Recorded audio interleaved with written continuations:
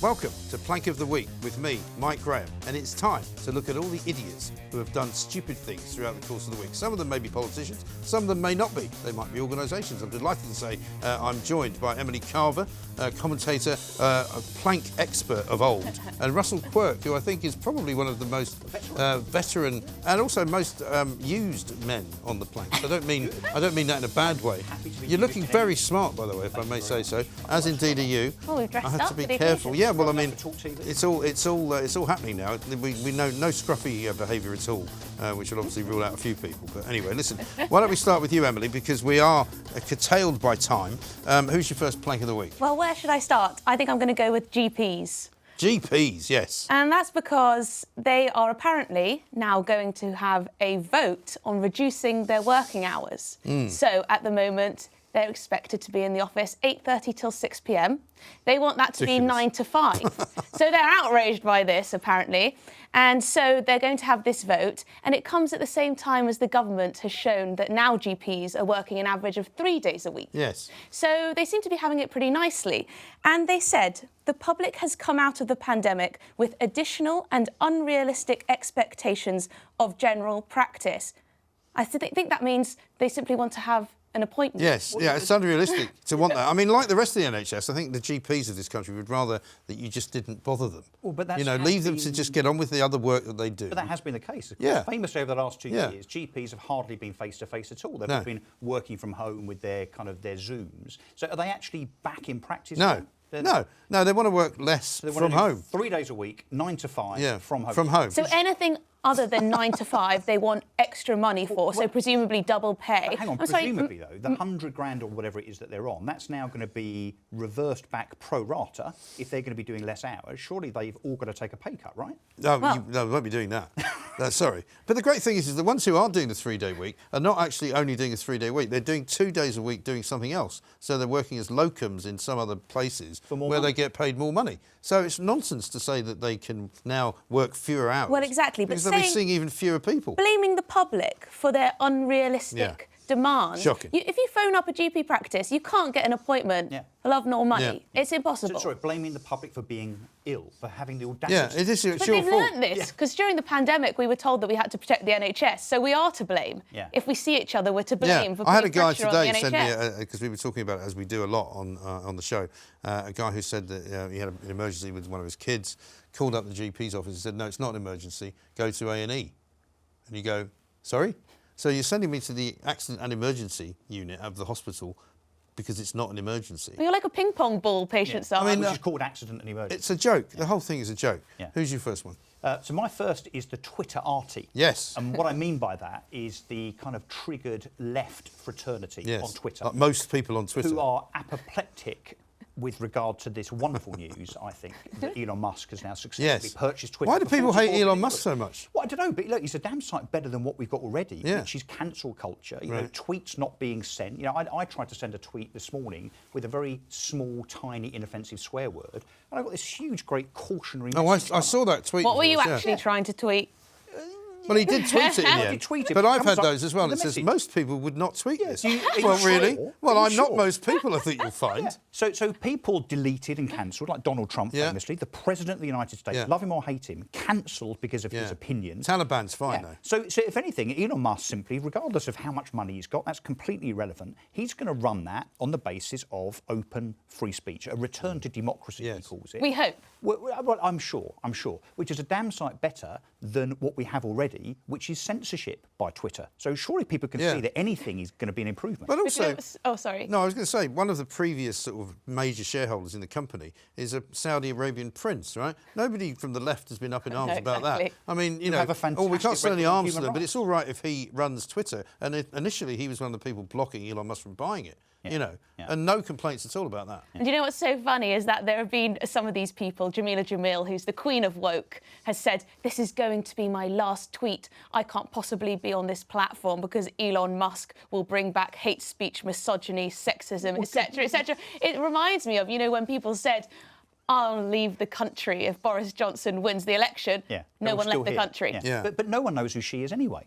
So who cares if she's on Twitter? Maybe she's got 1 million followers. She'll be back on the platform. Yeah. But you heard today also, Amnesty International have come out and said how horrifying it is that Elon Musk... Horrifying. So they don't even know what he's going to do. Amnesty International have come out today and said that this is a dark day. Aren't they supposed to be trying to help people who have been tortured and killed? Well, you would imagine that it's a bit more serious, isn't it, than Elon Musk buying they'd Twitter? be supporters of free speech and democracy, wouldn't you? You would think because that. they're in regimes that the opposite of that, trying to help the plight of those people that have been kind of, it's been to their detriment and so on. The Biden administration hate the fact, apparently, that Elon Musk is... They suddenly realised that whoever owns Twitter might have a political bias. They didn't care before. Yeah. But, and as I say, they didn't care about the Saudis. I mean, it's absolutely extraordinary. Elizabeth Warren, another Democrat, she thinks it's absolutely horrendous that one person with all that money should have so much power and control. Right. Well, not those people that banned Donald Trump, the President of the United States of America, from actually having a Twitter account. Hypocrisy. Incredible. Absolutely amazing. Well, I've got to return to some old ground, I'm afraid, for my first plank this week, and it's Matt Hancock, former Secretary of State for Health,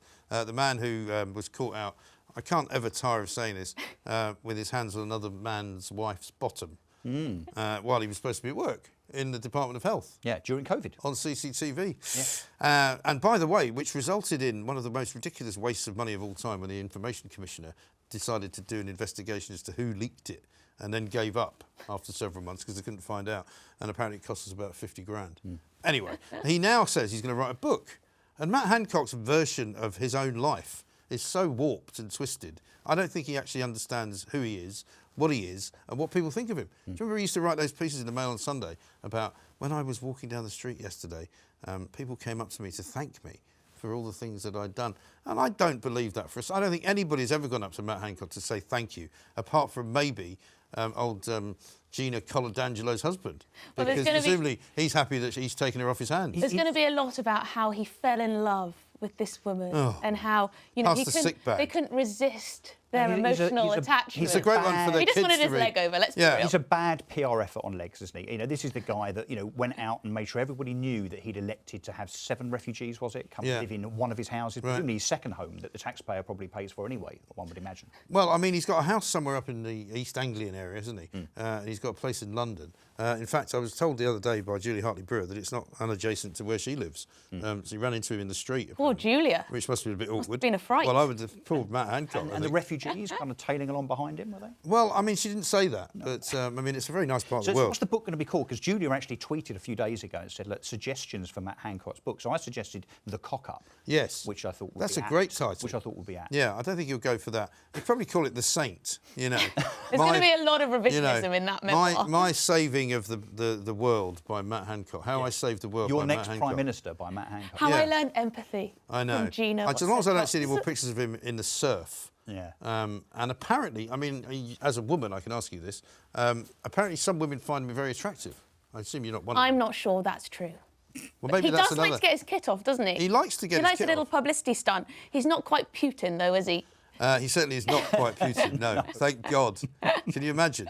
I can't see him sitting on top of a tiger. He is a Muppet. He really is a Muppet. Maybe the Muppet would be the name. Yeah, that would work. The Muppet Show. Yeah, or the Plank. Yeah. Emily, who's your second? It's going to have to be the Speaker of the House of Commons, Sir Lindsay Hoyle. Just because, firstly, I think this whole story about Angela Rayner crossing and uncrossing her legs, yes, it was a bit poor taste, the editorial. The report was a bit in ill taste. But, I mean, we have a free press in this country, reasonably so. Of course, we have regulation. But Sir Lindsay Hoyle, what gives him the authority to drag in, or attempt to drag in, the editor of the Mail on Sunday because of an article that they wrote about the deputy leader of the Labour Party? It's none of his business. No. And as with all these things, Media Guido, I think it was, have found a couple of references to her in previous times, last year, where they've made a reference to the Sharon Stone movie, where they've made a reference to the fact that she's wearing a sort of a slit in her skirt where her legs are on show. But nobody noticed that, apparently. And it was written, I think it was Amanda Patel who wrote about it. And I think also a couple of other columnists, Sarah Vine may have mentioned it. And so this is not the first time that this kind of thing has been said about Angela Rayner. But certainly you're absolutely right. you know, if I was a Mail on Sunday editor, I'd tell him to go and get stuffed. Well, I hope he does. You know, I mean, he's the got no precedent business. that this sets. We don't like this story because it's a bit mean to one of our MPs. MPs aren't employees, let's remember, and Lindsay Hoyle is not HR. Well, they're employees of ours, actually. So, to be honest, I think, you know, it's us they should be worried about. Yeah, they're elected. As with all censorship, though, this is the beginning of a slippery slope. Exactly. So if Sir Lindsay does bring in the Mail on Sunday editor, and I think they're political editors, there's two of them that are going to. Well, he's threatening to kick them out of the Parliament. Yeah, take away their lobby passes. Yeah, so you know they're on the naughty step. You know, headmaster's office and so on. But where does that end? Yeah. You know, so where's the regulation going to end in terms of what you can or can't say as a member of the press? But this, to me, is the sort of creeping overreach that these people do when they think that they've forgotten that we actually employ them, they work for us, and they have to do what we want. Also, the way that these stories are dragged out, you know, it was one specific article, then we're having so many debates about misogyny in politics. Are women not going into politics because of this? Angela Rayner is no wallflower. No. She's called Tories scum time and time again. She says the most god-awful stuff. I think she's a woman of the world, for God's sake, women aren't victims all the time. No. Just give it a break. But and also the great irony is that most of the people in the Labour Party couldn't identify a woman if they were asked last week. But now apparently misogyny is rife against women in Parliament. Yeah. Who knew? Indeed. Who's your second one? My next one, talking of women in Parliament, is Nadine Dorries. Oh, yes. So yesterday she gets a lot of flack, does Nadine Dorries? Well, she should get a bit more now. I quite like her in a funny way. Yeah, I do. Hate her policies. She should be getting a bit more now. So Jacob Rees-Mogg, and I think in a very poignant and quite amusing way, has gone around apparently the civil service, the public sector in Westminster, gone into civil servants' offices, and those that have just not bothered to come back to work for the last few months because of the pandemic, he's left little notes on their desk saying it will be great to see you back in the office soon. Bearing in mind these which they won't see, of course, since they're not in the office. No, but he's, you know, it's quite a good trick. But it's now. But, I mean, they're not going to see him, are they? But now widely publicised. So you know, as long as it goes in the Guardian or the FT, they will see it. I love the passive aggression. Yeah. So I think he is 100% right. But yesterday, Nadine Dorries came out and said that it was Dickensian for people to be expected to work from their desks in an office. Dickensian. Right. So they're not going up a chimney. So, yeah. So look, I think there's a number of things here. So working from home is wonderful. It's been a bit of a luxury, been a bit of a necessity kind of bestowed upon us. Not for everyone, but still for a large minority of people. It's about 25% of people that work from home. The arguments I've seen on social media the last day or two have been, yes, but employees want to work from home. Well, I'm sorry, if you're an employee, so you haven't gone out and done what some of us have done, it's just to work for yourself and create your own rules and your own freedom. I'm afraid if you've chosen to take somebody else's money, particularly the public's money, if you're a public servant, I'm afraid you don't necessarily have a choice. Also, call me old-fashioned. Why are they asking the employees what they want? Well, exactly. You know, you're running a company. I'd like a company Maserati. What do you reckon? And the civil, I mean, I can demand that if I wish. The civil service are hardly known, the public sector are hardly known to be the most efficient. And I would contend that working from home gives them the opportunity to do even little and to be even, and to be even more. Well, we've seen the state of the passport office. The passport office are claiming that too many people are applying for passports. It's like, it's what you do. Well, let's be honest. You issue passports to people. Yeah, and that's why you can't get a duplicate V5 or a duplicate passport because they're all at home. Boris today, though, in response to this, so he's waded in really on Jacob Rees-Mogg's side and said that actually if they don't come back to work and start working efficiently, he is going to privatise the passport office and the DVLA. Wonderful. Please do that. Please do that. The thing is, I wouldn't mind if we knew that they were being efficient from home. I mean, we could sell a few of those government buildings for a bob or two. Yeah. But the fact is that a lot of civil servants are lazy and they can slack off at times. I know it from friends of mine. It's true. They clock off early. And they're hiding behind this. If they're at home, they're probably having an Aperol Spritz in the garden while they, answer a couple emails. Yeah. Think about processing an asylum case. There's a new building that's been put up for Cambridgeshire Council, which is pretty much completely unoccupied. It's cost 18 million to build, right? I don't know who they're going to sell these buildings to because they're built for public purpose. They're not built for, housing people in the private sector or for private sector offices. Also, similarly, there's one in Dundee, I was told about the other day, which is a brand new Department of Work and Pensions. There's nobody in it because of COVID. And you're going, what's wrong with you people? Still? Yeah, because of COVID? Yeah. But no one has the God-given right to elect as an employee where they work from. And therefore, presumably, also when they work. Not just where they work, but when they work. A lot of companies have found it works. And they should be free to do that. They say it's the that. employer's choice, not But the I think that's certain types of companies. Yes. And if they can do that, that's fine. But I think with public sector work, you're either in the office or you're not. And if you want to work in the public sector, I think you have to be duty-bound to be in a kind of collegiate situation. Yeah, we need to be very careful as well when it comes to... Remember in lockdown when nobody was going into the big cities at all. So no one was working in London, Newcastle, Birmingham, wherever. the peripheral damage that then does to, the small shops and the bars and the restaurants in those city centres is huge. So that impact is massive. The business changes. So in the suburbs, those shops get a boost from people I don't believe that. getting their sandwiches out there. You can't micromanage how people live their lives just to support a sandwich shop. Or the landlords that then aren't getting their rent and so on. Yeah, but there's more than just sandwich shops. It's about major businesses. Oh, I love city life. I think it would be a shame if everyone worked from home, but I'm not sure that's the job. Yeah, but I think it's also a bit of a shibboleth and a nonsense that people who live in the countryside suddenly go to their local coffee shop and buy coffee. They make coffee. They're at home. Why would you go out? There's no reason to. The point of buying a coffee in a coffee shop in London or wherever you're either a hermit or you go to work. Well, yeah, I think so. And I know which one I prefer. I'm going to go with Google for my next plank, which is, of course, their latest submission that they want to make sure that our language is not wrong or inappropriate or non-inclusive, I think is the phrase they're looking for. Yeah. They call it inclusive writing, this. Inclusive writing. So when you're on a Google Doc now, apparently, you're going to be offered a series of alternative words. So if you write mankind, that's not going to work out for you. They've also suggested that if you're ever using John F. Kennedy's inauguration speech, you should change that because he uses the word mankind. Yeah. They've also wanted to change the very famous Martin Luther King address because he talks about something fierce, which apparently is now a banned word. And they'd also like to change all manner of things about the Sermon on the Mount. Yes. Because apparently Jesus Christ was not inclusive enough for them.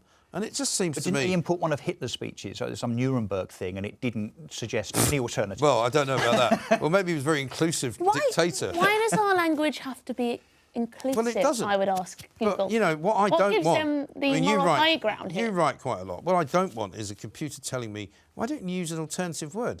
Well, sorry, why don't you get lost? Yeah. I mean, I'm writing it. It's not you that's writing some of the words? If you want to write it, you write something. There's some of the words that they want to substitute. Housewife, mankind, as you say, landlord, that's kind of banned now, motherboard, and presumably anything that says man, woman, boy, girl, black, Christmas, presumably there'll be an alternative to that. Well, the ludicrous thing, we talked about this, I think, last week, that the House of Lords has got something similar going on, but it's still called the House of Lords. They don't want you to they want you to change any reference to men and women, but it's still called the House of Lords. You kind of go, well, that doesn't really make any sense. Oh, I'd get behind the change of that. What, the House of Peers? House of Peers? House of Lords and Ladies. I think you might have just triggered something, Mike. House of Peers. Don't tell Piers Morgan. You'll think it's about him. You know what? I wouldn't mind changing it. All right, OK. Really? Emily's gone over to the other side. Tell me. No. Well, maybe you can offer an alternative version of that. Right, third one. Who is my third one? Oh, yes, an absolute loon, a very classic Extinction Rebellion woman, 59-year-old. Oh, yes, I saw this. She's apparently the Extinction Rebellion chief, Jessica Townsend. And she's apparently called on rich boomers to be euthanised.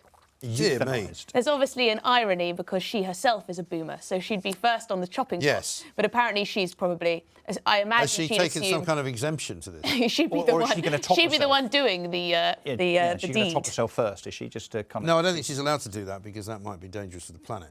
Yes. Now this is a woman who, well, she looks like a very typical Extinction Rebellion pink type. hair. She's got sort of wispy grey purple hair. 59 years old. Homemade dress. Very much. She was done previously for graffiti of the Global Warming Policy Foundation. Stuck herself to something which is now known as Net Zero Watch. So what's her rationale? That those over a certain age are polluting the planet more than others? It's all our fault. It's our fault. They're to blame for everything. And we won't change either, you see, so we have to be taken down. So even though it might be the case that young people opine more about climate change, they do tend to actually take more short-haul flights and such things. Right. So I don't know, Benidorm. I mean, it's so ridiculous, isn't it? I've only taken 3 short-haul flights this year. That's how good I've been. Yeah, but they all take Ubers and they all change their iPhones every 6 months. Yeah.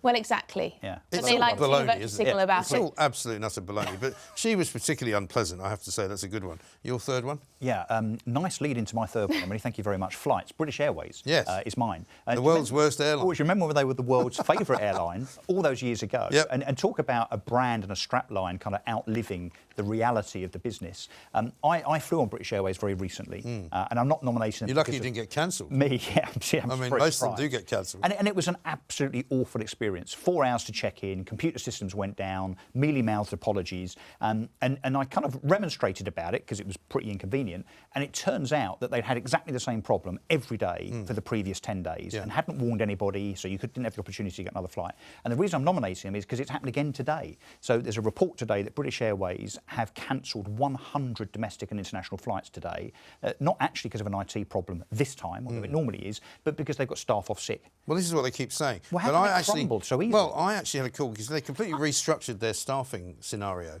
a little while ago. I think it was last year, and they got rid of loads of people, loads of aircrew who didn't want to leave, made them all redundant, loads of pilots who didn't want to leave, made them all redundant. Now they're claiming, we haven't got anybody to work. I think you're being harsh on British Airways. No. They've had to put up with rules, regulations, lockdowns, all these different, travel... so is every other rules, airline. I've flown with other airlines in the last 2 years, and they've been fine. It's only British Airways that... Is it only British Airways? Well, British Airways are particularly bad, and they've had these IT issues. They had an issue with baggage where people couldn't check in their bags. Okay. It's now not owned even in Britain anymore. It's owned by a Spanish airline. And no one's been fired. No CEO or CTO or COO this guy, fired. is it Cruz, the guy that runs it? And it's just really badly run. All the people that were fired, I had one of them on the show the other day, said, look, we're making ourselves available. We're happy to come back and work, but they don't want us back because it costs them too much money. So they're trying to cut and cut and cut. And as I've said many times, you spend 2 years telling everyone, you're in trouble because you can't fly anywhere. And then when you can, you then say, we can't fly anywhere. All I would Don't say bother is turning up. It's hardly surprising that things weren't immediately back to normal after such a hiatus in air travel. Yeah, but it wasn't that bad, though. I mean, if you look at the numbers who came through, even when there was proper lockdowns going on, there was something like 8 million people. But they've always had full flights and therefore full airports. I mean, it's just a shoddy, backward, antiquated, terrible air travel went down about 98%. Yeah, but what I'm saying is it's not a surprise that it was going to go back to full capacity. So if you're the CEO of British Airways and someone walks in and says, guess what all the planes are for? You're not going to go, oh, really? I never knew that was going to happen. Well, of course he did. Do you think? He knew. Exactly. Yeah. I imagine they were always worrying that there would be another wave and another rule and another lockdown and another but that's why you put intelligent people in charge of companies that run a business so that they don't behave like politicians. Appalling service. To be fair, it sounds like a shambles. It is a shambles, absolute shambles. My final one, and it slightly pains me to do this, and I'm sure I'll get a lot of flack for it, it's Boris Johnson, the Prime Minister. Stop I'll tell with you the why. Boris bashing. Stop Boris bashing. It's great. Whenever I bash Boris or say anything critical of him, I get, pelters from people. But if I don't bash him, they're going, why are you letting him off the hook? My point about his being on the planks list is that he hasn't been on for a while, but he probably should have. And his statement in the House of Commons last week, which sort of came a little bit late, a little bit after the plankery that we were filming last week, and he still hasn't really quite accepted he's done anything wrong. He clearly thinks he's done nothing wrong. He may or may not get any more penalty charge notices. The Metropolitan Police are hugely to blame. What has he done that's so bad, though, Mike? Well, he's done Explain things. it to me. Well, he's done things that nobody else was allowed to do. Really? He was in his workplace? I think what he's done is not handle it very well. So I think if at the beginning he'd fessed up and just said, look, OK, I did this, this and this, and I didn't quite realise that I was walking into a room and there was going to be but also, he was in his workplace. I was in my workplace. I didn't take a day off during the whole pandemic, right? During every lockdown, I came to work, I did my show, I went home. What I didn't do was sit around waiting for somebody to bring me a glass of champagne, go drinking with your mates, or a cup of That's coffee, really sad. No or one a brought you cake. Well, because we were adhering to the rules that he had set. That's the point. No, he is. So my point would be that he should never put the rules on in the first place. One, but also two, if you're going to apologise and say you're sorry, at least make it look as if you mean it. He's not really taking and he hasn't really taken. He still says, "I didn't think it was a party." Yes, I mean, he actually said, but... if you remember, if he was your boyfriend and he was apologising for being out with another woman, you'd be going, "Really? Are you sorry?" Because we were it in the doesn't same sound place, like but we weren't together. Yeah. I mean, he's basically saying, "Look, I didn't think I was breaking the rules. I didn't think I was doing anything wrong." Yeah, I guess it's a bit of a Jeremy Corbyn apology. Really is. I'm sorry that you feel that way. And he doesn't believe he lied to Parliament, despite the fact that we all know and he broke the law. also, despite making the rules, says that he wasn't sure what the rules were. I mean, that was part of his statement. Yeah. So, I mean, it's a bit plankish. I mean, I like Boris Johnson. OK, it's a bit plankish, but I do feel like a lot of us are just fed up of this whole Postgate. Well, I think a lot of people are. Would we want him like? But he's got. I don't want him to resign, but I just think he's a plank for the way that he apologised and for the way that the hook a little he's bit. trying to make us believe that he's so stupid he doesn't understand the rules that he made. But the police haven't sent him a questionnaire for all of the subsequent potential alleged transgressions. You know, so the one in his flat, he hasn't even had a question there, so it looks like he's going to. I don't even care about that. We've got 3 inquiries about this whole thing. I know. You've got the Met Police, you've got the standards. Enough already. Enough already. I agree. Absolutely right. Well, now we've got to get to the cut to the chase and find out who's going to be plank of the week. I'm going to carry over Harry and Meghan for obvious reasons. We don't have to even mention why. But you know they're going to be there for a while. So why don't you, Emily, pick Russell's your favourite of his 3? So I'll recap. So mine were the Twitterati, Elon Musk purchased the Twitter, Nadine Dorries and British Airways. Twitterati. It wasn't going to ever be British Airways, was it? No. All right, you pick mine. With a special mention for Jamila Jamil. Yes, Matt Hancock, Boris Johnson and Google.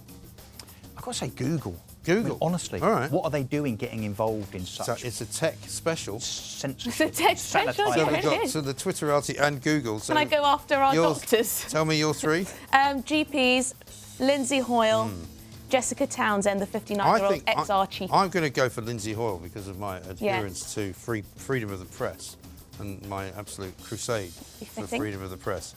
So that gives us Lindsay Hoyle, Google and the Twitterati. I think Lindsay Hoyle's got to be played. Should we do Lindsay Hoyle? I don't disagree at all. Maybe he'll drag us all in and tell us that we're not allowed to say that because it's disrespectful. He has no business doing what he's doing here. He really doesn't. I mean, is this the most outrageous article that's been written in the past?